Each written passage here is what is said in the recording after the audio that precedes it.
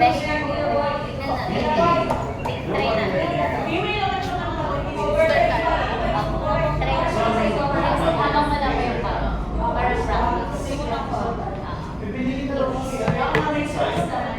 practice. Narito na ang mga balitang analysis. Sara Duterte, pero consider pa rin tumakbo bilang presidente sa eleksyon 2028. Mga manggagawa sa Sikibor na gumagawa ng time pass bill, arestado ng CIDG. At mga lovers, patutuan ng cafe sa Los Angeles na binubuo ng mga Philippines.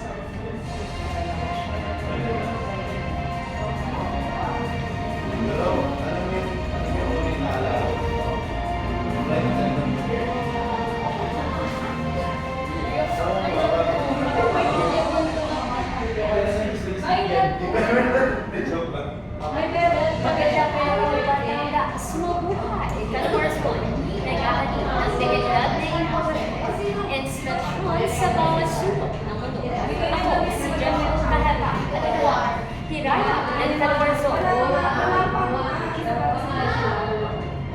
Tatakbo muli sa presidential election si Mimi Sara Duterte. Ang reaksyon ng mga nag-file ng impeachment case laban sa kanya, alimis sa takbong live ni Mina Roncesvalles. Sa kabila ng pagtanggal sa kanyang posisyon sa tapos may video.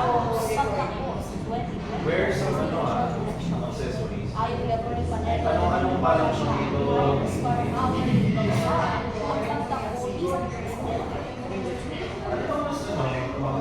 Parang medyo nakapansin ka lagi.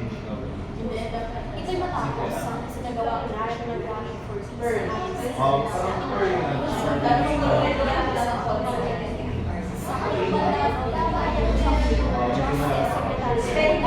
Hindi makakapagpapagod sa ng boto sa question. Bina, ano naman ang tugon dito ng ICC? Lalo na may ika-apply na impeachment case na inihahangin kay Mimi Sara.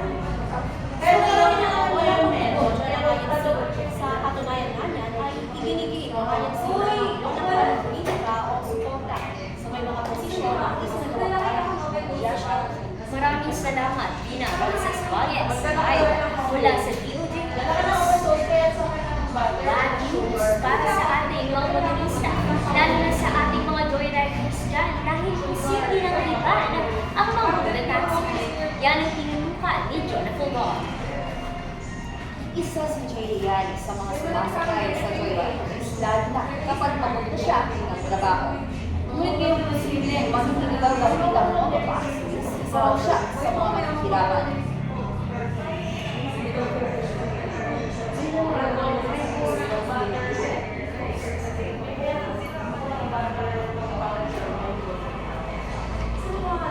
Ayon sa LTFRB, posible 60,000 na mga motorista ang mawalan ng trabaho dahil sa hindi pa rin pag-legalize sa mga motor taxis. Nakapag-submit na rin daw ang LTFRB ng request sa Congress at Senado, pero ang na-approve pa lang ay ang extension ng pilot test period na 6 na buwan lang ang tinatagal. Magiging legal muli ang motor taxis kasama ang mga joyriders sa dulo ng 9 Congress, lalo na sa panahon nito na tapos na ang pilot test period. Samantala, 5 hanggang 6 na taon ang sinusunod ang batas nito.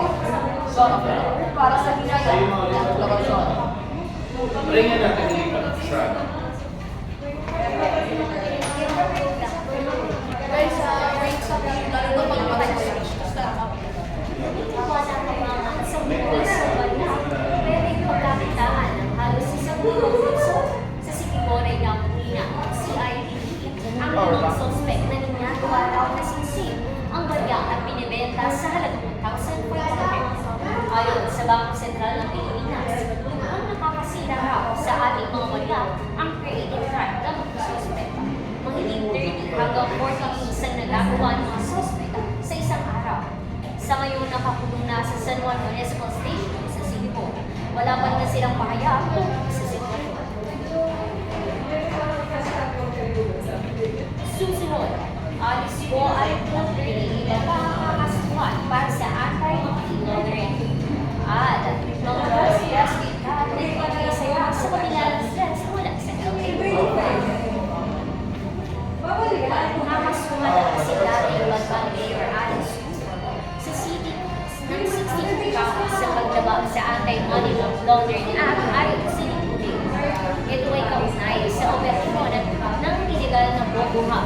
natagpuan last year sa Baltimore lang.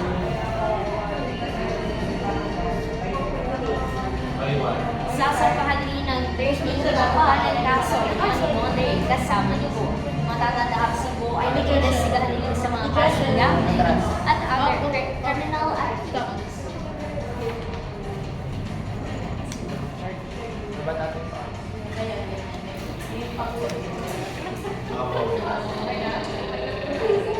Nakakatakot naman yung lalagay ko. Halos Bo at